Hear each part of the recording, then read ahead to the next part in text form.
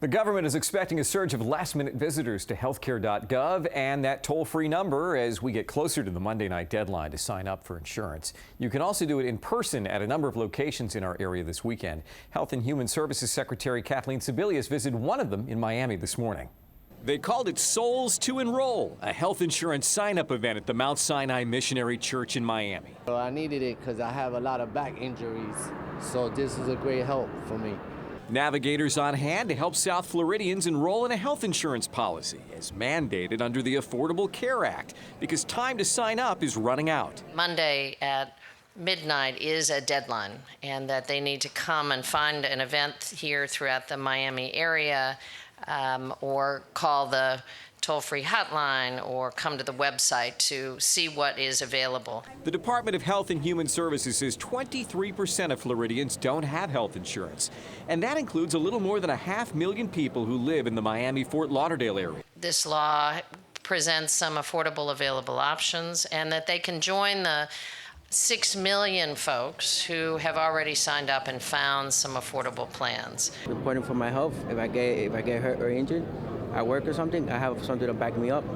For example, a family of 4 with a $50,000 a year household income with a tax credit from the government can find a full health plan for as little as $72 a month. We don't want people to miss the opportunity. If you do miss it, open enrollment doesn't start again until November of next year for coverage that won't be until 2015. If you go to an event like this to sign up in person with the help of a navigator, make sure that you go prepared. Know their social security number, their income of 2014, any citizenship or residency. Bring as many documents as they can. The secretary says they are treating sign up like voting on Election Day. If you're in line or in the middle of the process when the deadline comes, they're not going to cut everybody off. Those who started, they'll simply be allowed to continue the sign up in what she's calling a very customer-friendly effort.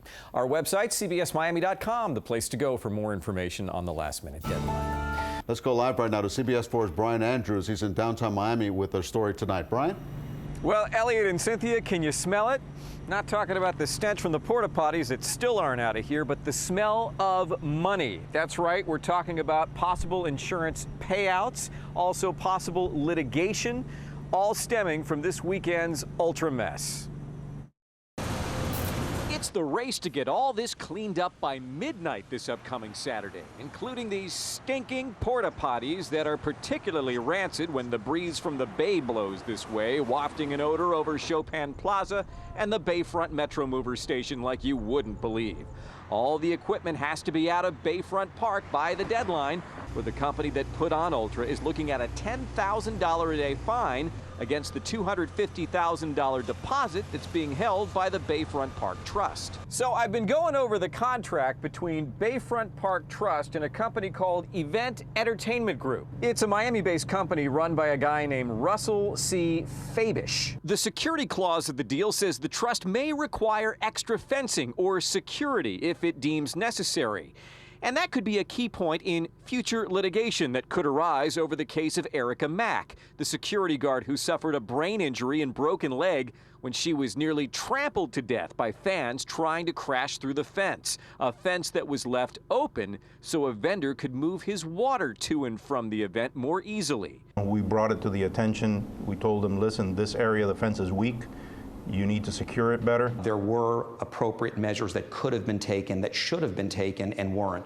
The agreement we reviewed went on to say Ultra's management needed special event insurance of up to $1 million per occurrence for bodily injury and property damage, and also that the city and Bayfront Park Trust would be absolved of any liability in any lawsuits. While the mayor and several commissioners say they will move to block Ultra from coming back to downtown in 2015, the contract sets out terms for Ultra's use of Bayfront Park through 2018.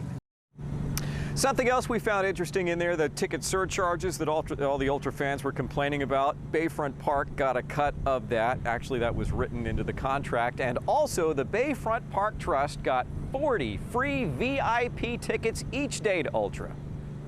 I wonder who got to use them.